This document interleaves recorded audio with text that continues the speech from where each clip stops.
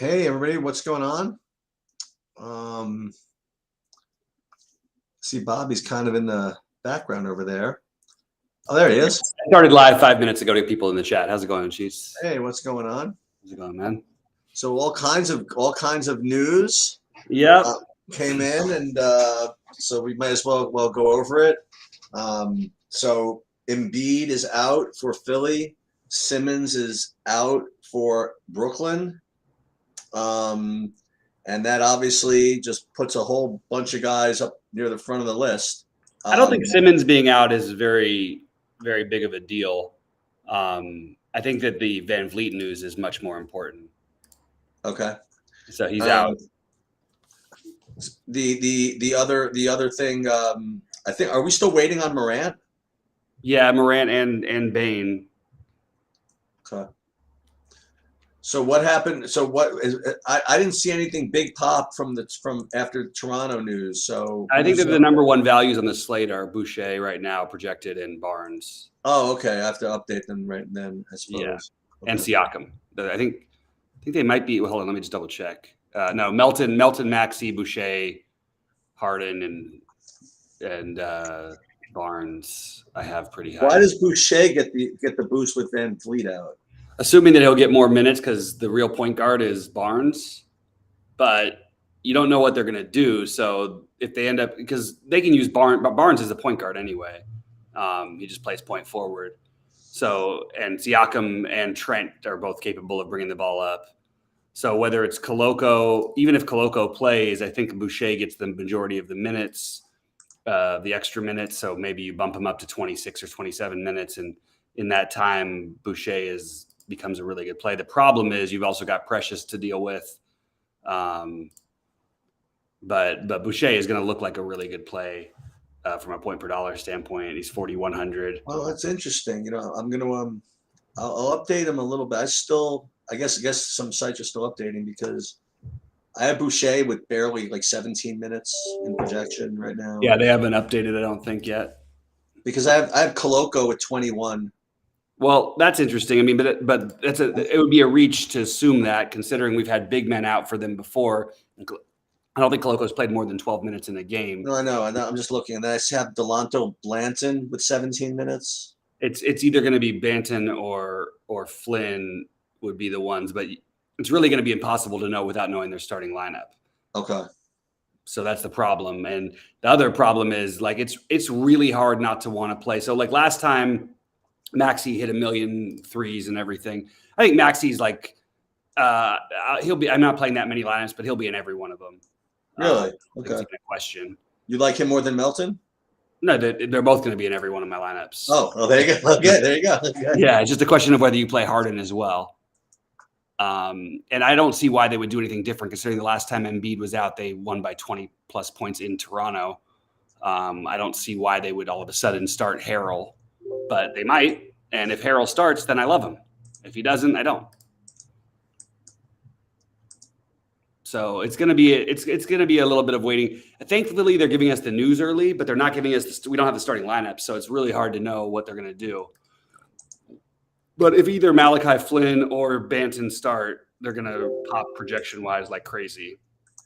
We've seen Flynn have really big games in that role. Yeah.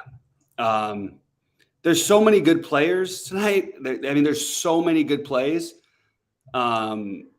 It's really, really hard. The problem with the Flynn and Banton thing is they've succeeded in this, but they were also missing Siakam, Anunoby, and Barnes for a lot of those games. So it's really hard to assume that it would be the same thing necessarily. And it's going to be hard to get off that Toronto and Philly stuff. And I'm having trouble finding any run back that I like, because if I want to play Harden, Melton, and Maxey in a lineup, it would be nice to have a run back. And I just don't see, Bradley Beal scored 61 real life points against this team a couple years ago and won me $100K. I don't know that he's going to be. I don't know if I want to do that. I don't really want to play Porzingis at the center spot. Big news flash for everybody. Shocking that I love Sengun again tonight.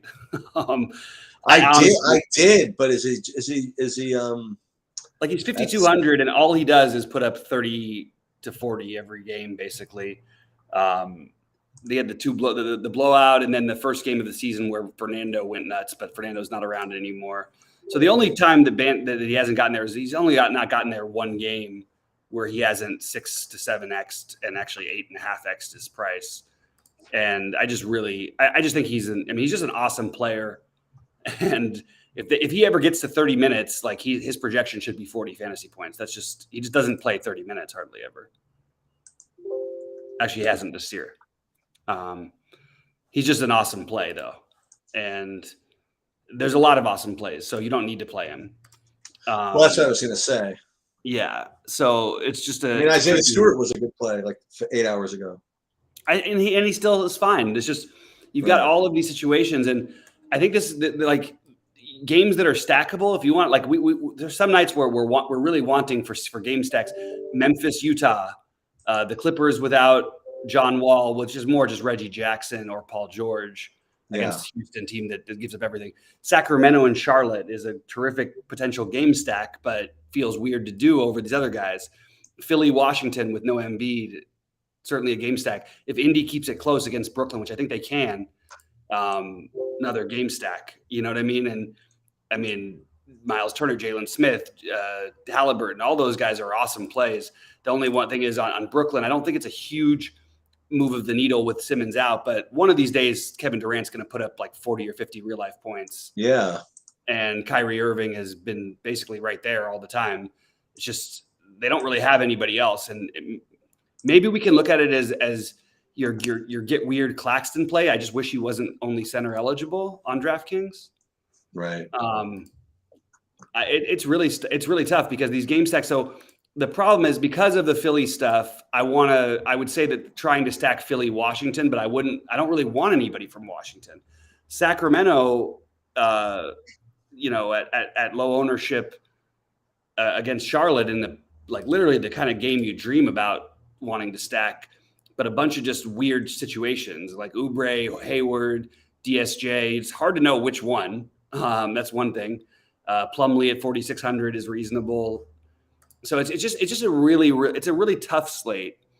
What I'm thinking about doing is I'm thinking about playing. I might reconsider this. Right now I have Beal and I have the three Philly guys with Beal on the other side. I don't love it. I'm just doing it because I want some piece of that other side of the game, and Beal is the most logical guy who could get you 50 to 60 and all that. Because if I want to play all three of those guys, it just feels like for all of them to get there, you're going to want something from the other side. Harden didn't get there last time because he missed a bunch of shots, and mostly Maxey Maxey was 7 for 7 for threes in the first quarter, right? Like it's really hard for Harden to do much. You know what I mean? Like, so the game stack that, to answer the Jolly's question here, the game stack that I'd recommend is the answer is I'm having trouble with it. I initially wanted to go Indy Brooklyn. Now I'm leaning more towards Philly and Washington, but I don't love the Washington side. So I think you're looking more at team stacks, but then you're getting into chalk. Like you're going to play, if you play the three Philly guys, the one of the guys from Charlotte, any one of them will be chalky enough. And then Scotty Barnes for Toronto and Boucher, let's say, all of a sudden that's almost like a cash game build. So I'm just trying to figure out a way to get off of it. So maybe we can figure it out on this show together, because I'm not only playing a couple lineups tonight on DraftKings. I'm not actually playing on FanDuel tonight. I'll touch on anything that anybody has questions about, but I think it's pretty similar just in terms of what you want to do. I guess Reggie Jackson looks like a better play because he's 4,800 over there compared to some of the other guys who've been hiked up. But other than that, I don't really see a huge gap of difference of what I'm going to do today. And I'm struggling with this because, to take three, your guard spot is so valuable. I just think the guards are just loaded today. I feel uncomfortable not having, like, playing Beal over Halliburton just feels wrong. But if I'm going to play three guys from Philadelphia, it's probably right game theory wise. And I'm struggling with it, to be honest with you. I don't see the runbacks that I want. Well, let's go back to the beginning. Do you want to play Giannis today? No. Okay. Never even crossed my mind. See, that crossed my mind. I like the idea of playing the guy with the top projection when there's enough value to get him in. Who's the value though, other than Melton? Well, so when I looked at it earlier, right, this is even before Melton came, I saw all those 5,200 guys. And at that point, they all looked like really, really strong plays. You know, I was talking about Clipper guys too. I was talking about Terrence Mann at 4K. There was excuse me, that was FanDuel. Sorry about that. No interest in Mann. No. What I was going to say is that I had Sangoon a good 5,200. I had Miles Turner 5,500. I had Reggie Jackson at 5,300.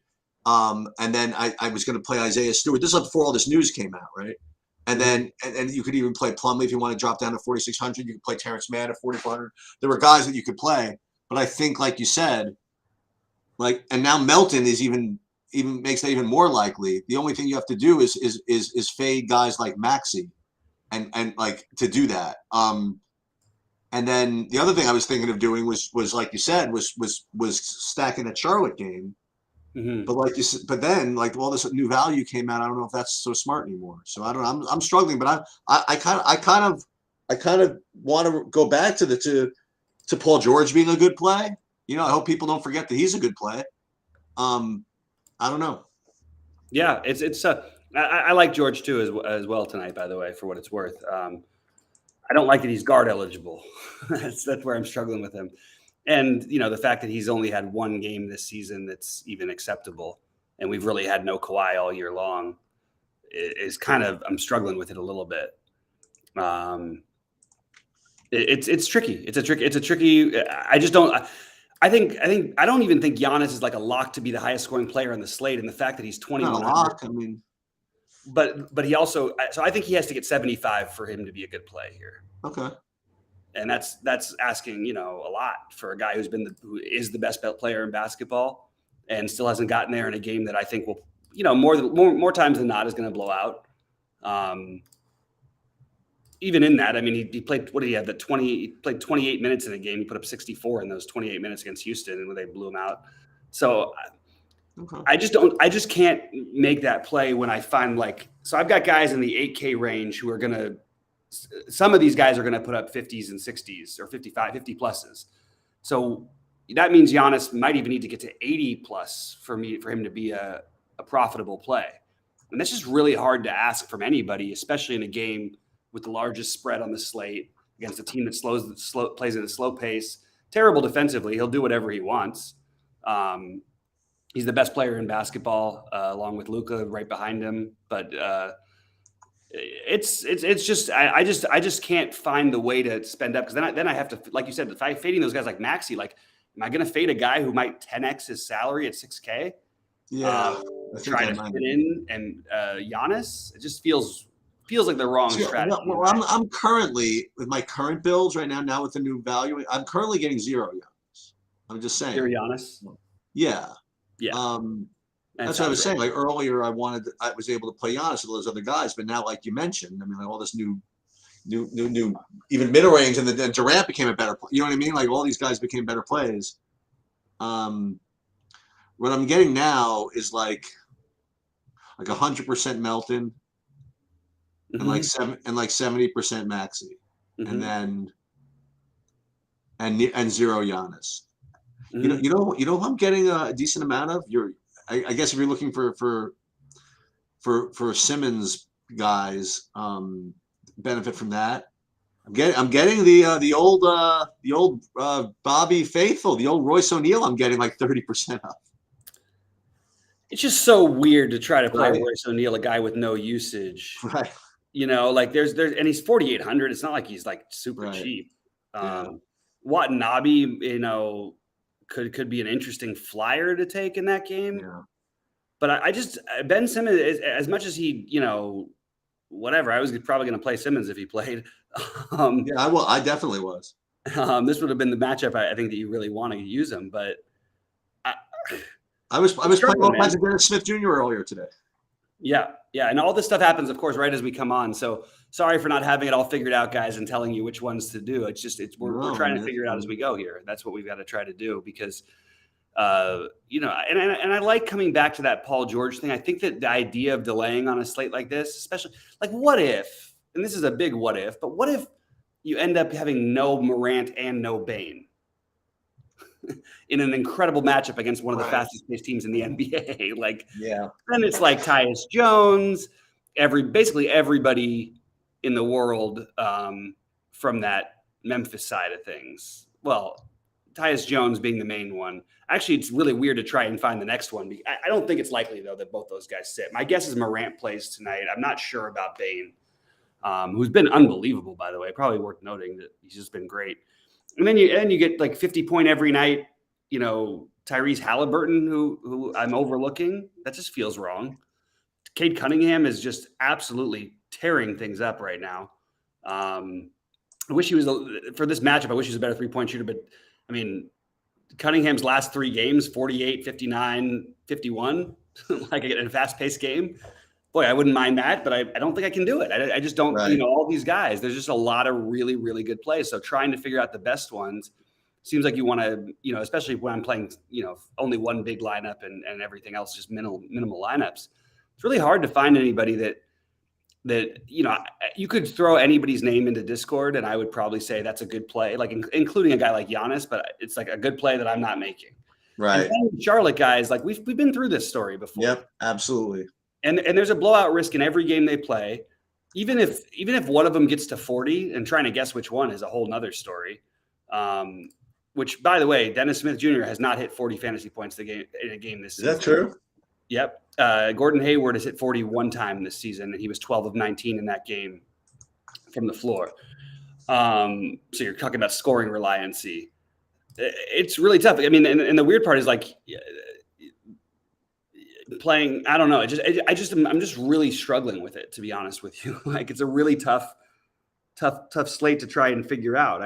I wish that the Wizards would I wish I knew that somebody from either Porzingis or Kuzma picks up 2 quick fouls, and that means I can feel good about playing Bradley Beal or something as a weird play, because I don't think anybody's going to play Bradley Beal.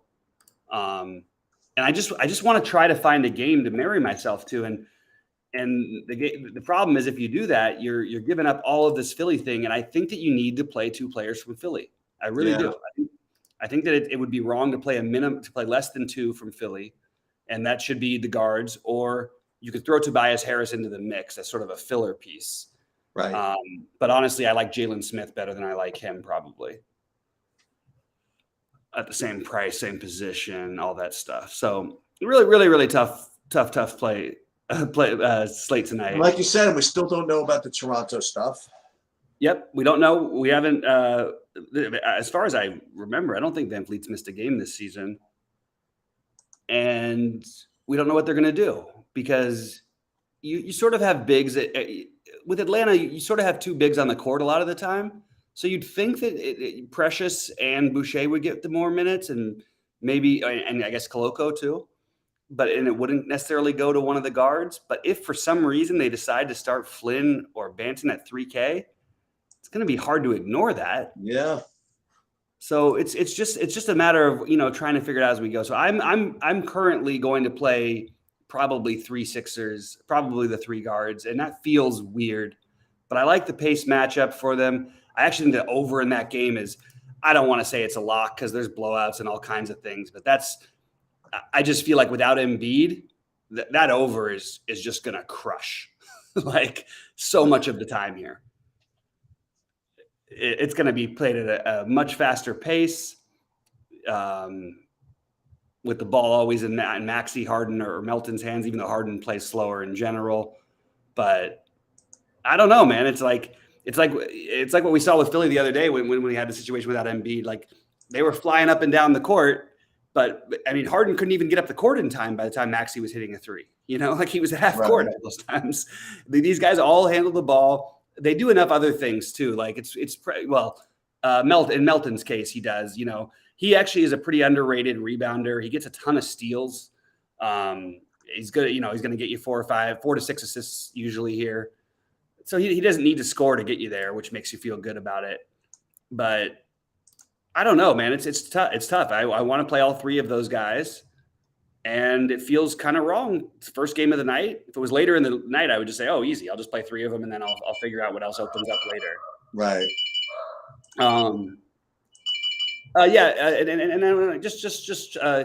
Again, not playing on FanDuel today, so my FanDuel priorities are going to be basically the same as my DraftKings ones, but it's going to be hard to announce that without starting lineups because I really want to see what Toronto does. The obvious one is going to be Scotty Barnes. There's a bus path there for sure, but I think he plays the point. I think you want one of those guys, though. I think you want one of Barnes or Siakam. And Siakam, even with Van Vliet, I mean, he just gets there every game. It's not like, I mean, 8,900 for him just feels like a steal right here. So yeah, struggling a little bit with it. And Precious being center only is going to take him out of the mix unless he's starting. But Boucher at power forward eligibility, because I want the center or guards in my utility spot basically exclusively tonight. You want to talk about football for a few minutes before you? Yeah, let's talk about football while we see some updated stuff, because I think there's a couple other things that hopefully we'll hear a little bit more. I don't know what we could hear really about the Utah-Memphis game, but we still could hear something there.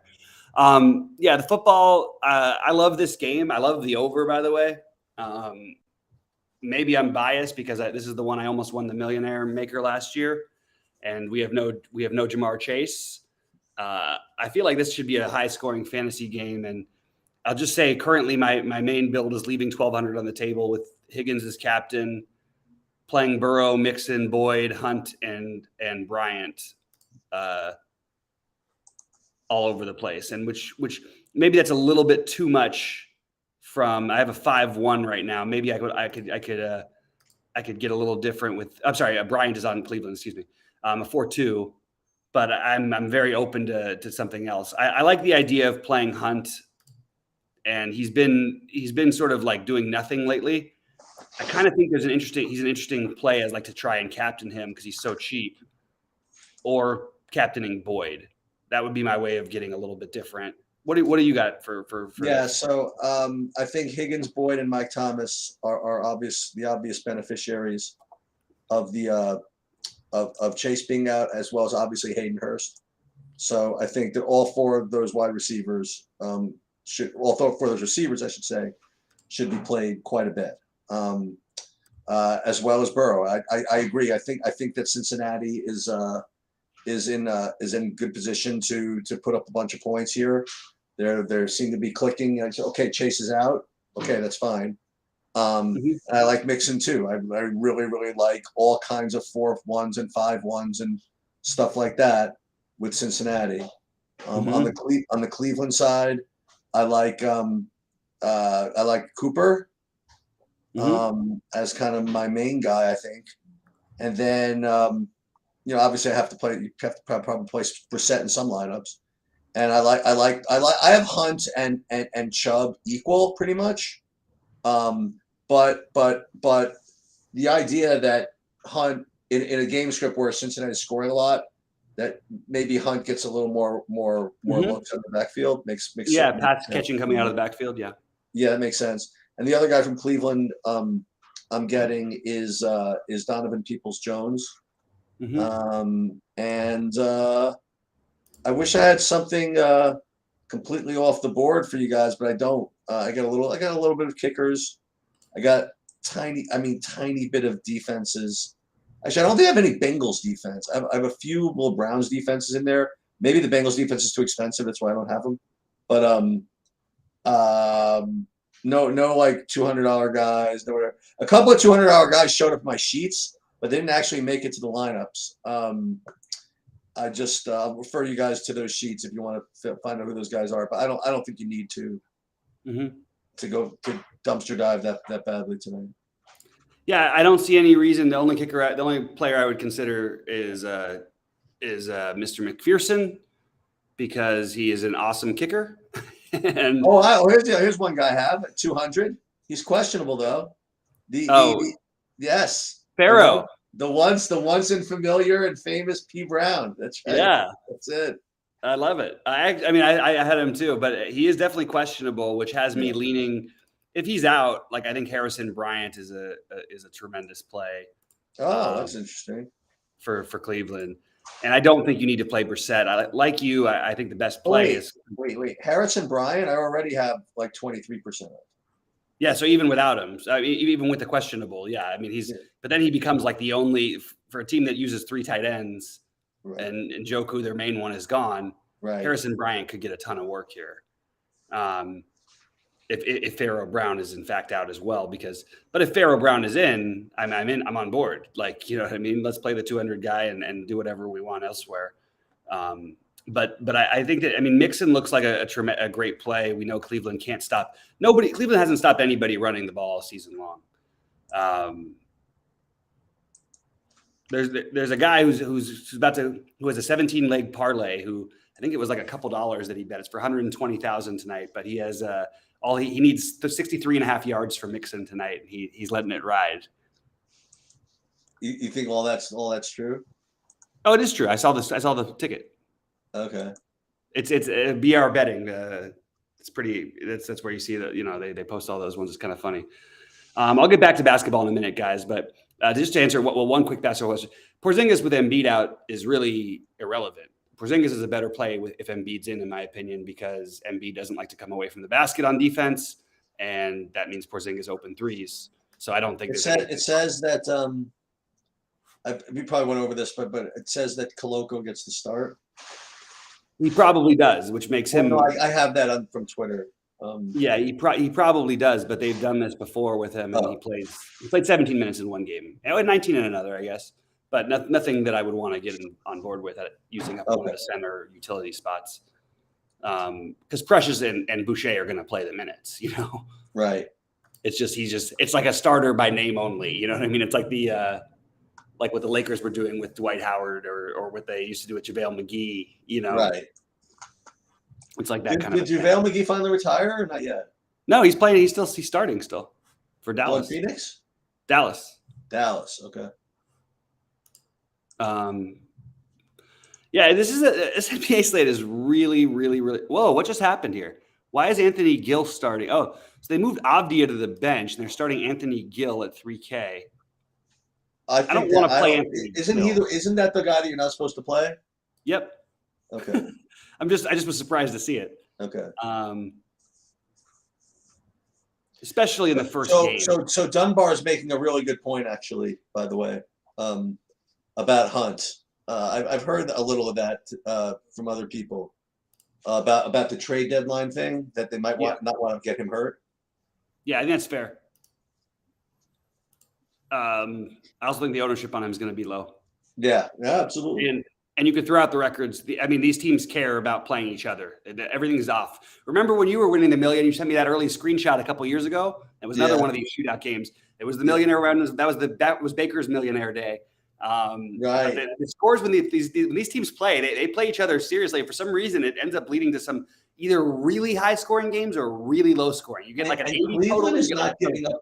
Cleveland is, first of all, Cincinnati's still trying to win the Super Bowl. Okay, they're playing as well as anybody right now. I shouldn't say that, but But they're playing really well for teams that are not Buffalo and Philadelphia and Kansas City. Let's put it that way. Yeah. And Cleveland they're trying to keep that ship together until if Deshaun Watson comes back. I don't think they've given up on the season either. Yeah, I think you throw out the records in these games in general. It's a rivalry game. You know what I mean? You're going to see the best of each team. It's Cleveland and Cincinnati. This is an old school rivalry thing. These guys have been playing each other forever. You know, the Battle of Ohio. It's always. I just think you put your best foot forward in these kind of games, and you sort of say, "F everything else." But I've been wrong before on this stuff. But I do think that's the way this goes. And the one thing about both these teams is I think that they're both much better offensively. Well, we know Cincinnati's good offensively. I think Cleveland is better offensively than they get credit for. New England shut them down completely. They almost beat the Chargers, and that probably should have beat the Chargers. And they scored 28 in that one. They've scored 26 or more in 4 out of their 7 games. They can score points, and I'm looking at the wrong team here. No, I'm looking at the right team. Yeah, Cleveland. Both these teams can score. So I like that's the way I'm leaning on this one, is the over, and trying to get a 4-2 or a 5-1 Cincinnati stack.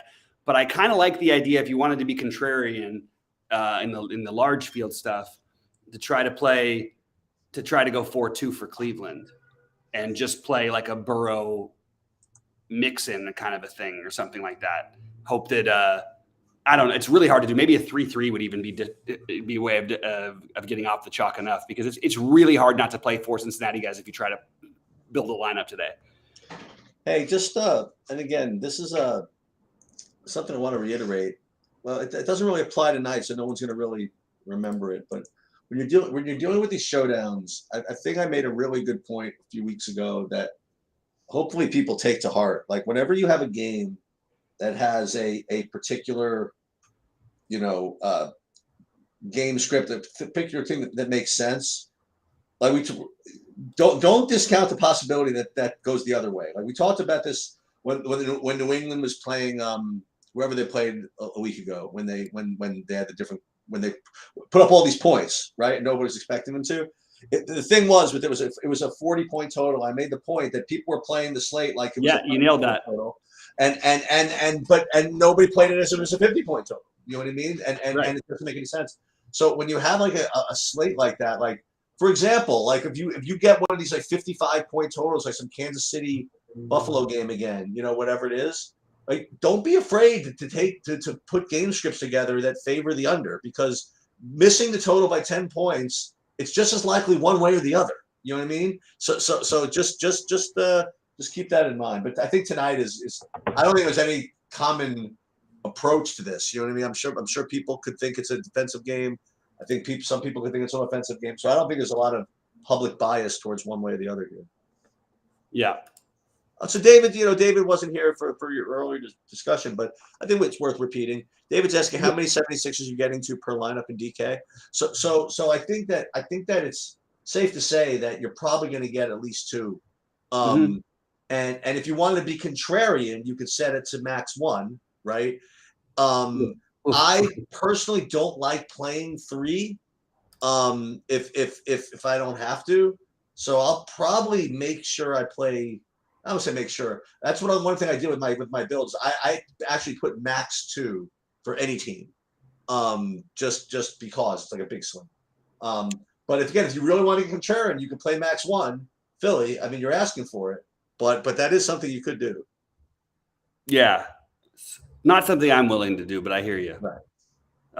I think you have to play at least 2. Blowout, injury, or something is the only thing preventing. I actually think 3 is a really reasonable number. Even with Harden being one of them. Yeah, if Harden, Maxey, and Melton, I think is totally fine. Okay. If the game stays close. Melton can do it in a million different ways and get you 25 to 30. Maxey can get you 45 just by being on the court for 40 minutes, because he plays like 40 minutes. It's just going to be the Rockets. What we're looking at right now is the Rockets from a few years ago. That's what they were going to play like. It's going to be Harden focused, or when they had Westbrook basically, and Maxey sort of the 3-point shooting version of their Westbrook role. Like PJ Tucker will most likely start at center and play. Yeah, it's over. They announced the starting lineup. Tucker's starting center. They're doing the exact. This is the Houston thing. It's the Houston lineup, the old Houston deal. I think you can play 4. I think it should be between 2 and 4, and there's no boost for Tucker, but just on minutes alone, if the game is close, there's certainly a chance that he could be out there for a lot of it. There's also some he was screaming at the team about them not wanting it enough in the locker room. He's a guy who has a history of winning. Look at the last couple of years, he's playing for real contenders everywhere he goes, and he's kind of sick of this losing. So I expect him to play minutes tonight. And he sort of fits in against a team that doesn't really have a true big that they're going to feature. Porzingis, this is not a tough matchup for PJ Tucker. Actually, it's actually become Porzingis versus Embiid is a much better matchup than Porzingis versus Tucker. Although Tucker could just as easily be guarding Bradley Beal, and you could put Tobias Harris on Porzingis again. I wonder when stays. I can start in like 5. We can eat in like 5 minutes. Yeah, perfect. Yeah, so I'll do this and I'll get eat, and then at like 7, I still have time to check Toronto stuff. Yeah. Oh wait, we do have a starting lineup. So Koloko is officially starting. What about Trent and all them and all the other guys are the same as usual. Oh, so no Flynn? No. And no Blanton? No. And Precious to start. They still may play, but They're treating Scotty Barnes as their point guard, and Siakam is sort of a point center, you know.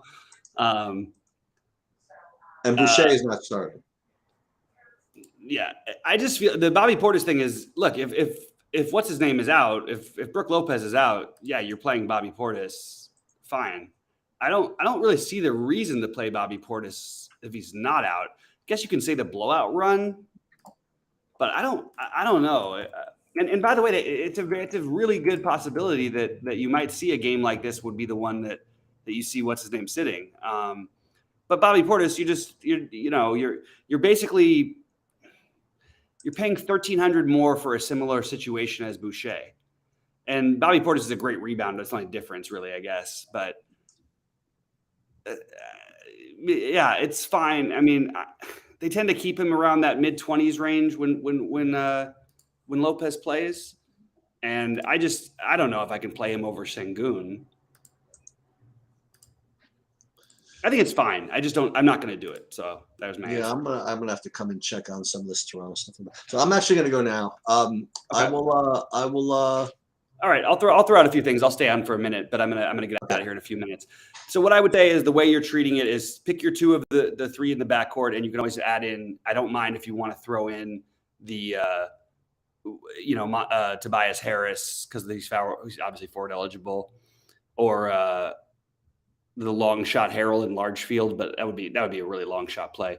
I do like the Maxey, Harden, Melt. You're playing two of those guys, in my opinion.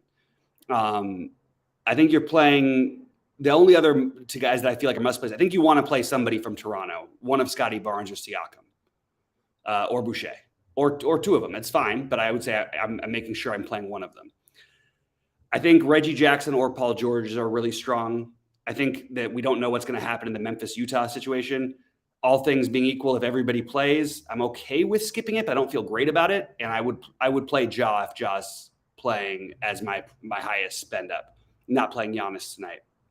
So that's sort of like the basic thing. But right now I've got 3 Philly and 2 Torontos in my main build. And I'm just trying to figure out if that's really where I want to go. I think one guy from Charlotte makes sense, maybe 2, but they just aren't crushing at these prices. It is a phenomenal matchup and it's a great game stack. Just really hard to do that with the questionables later on the first game of the night when we're already playing Philly. So just to front load everything just feels a little bit off to me, but I don't think I certainly don't have an issue with it. It's not my favorite thing to do. It's just a really tough slate. And I'm going to try and see if there's any other questions in here because let's see. FanDuel priorities, again, not playing on FanDuel. It's the same as DraftKings for me. Basically, it's just trying to find the right spots.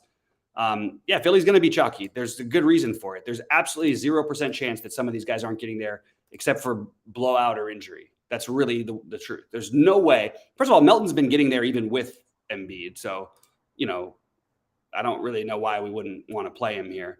He doesn't need anything like to be efficient or anything. He's just by being on the court alone, he's going to be able to do enough almost all the time. Maxey, you could say he's scoring reliant or whatever. The guy is a freaking monster, and he's just an incredible basketball player. And I think he's gonna score 25 real life points more often than not here. Plus, so I have him and Maxey as the priorities. Harden would be the third one for me, but I love Harden too. So it's really hard for me to fade any. I think you're playing 2 of those guys. I mean, it doesn't matter if you're going to be chalky. You got, in basketball, you have to play chalk in some spots almost all the time to win.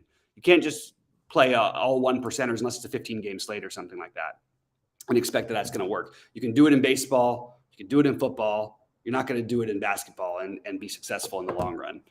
So you want some of that value. So you want some of that stuff. So I still really like Sengun. I think he gets overlooked every slate and always is 3% owned. He's going to end up being higher than that tonight. But the guy averages 30 fantasy points a game, and the situation is pretty awesome for him if the game stays reasonable. And even if it doesn't, I think they want him to get it 25 minutes anyway with the other bigs out. So yeah. I mean, like that right now, my main lineup has the 3 guards from Philly. I'm probably going to narrow it down to 2. Probably going to be Melton and Maxey. Maybe I'll go Harden and Melton and just hope Maxey misses a bunch of shots, I guess. It still feels weird not to play all 3 of those guys. Barnes and Boucher, my favorites from Toronto. Love Şengün, and again, I think he gets overlooked. And trying to find a run back, Bradley Beal over Halliburton is in a vacuum is not the right play. But if you're going to play three guys from one side, that's where you'd want to try to find the run back, in my opinion. I think Keegan Murray's fine. I love Keegan Murray as a player. The prices are a little bit higher than I think we should be paying for him, but I think he's a good play who should.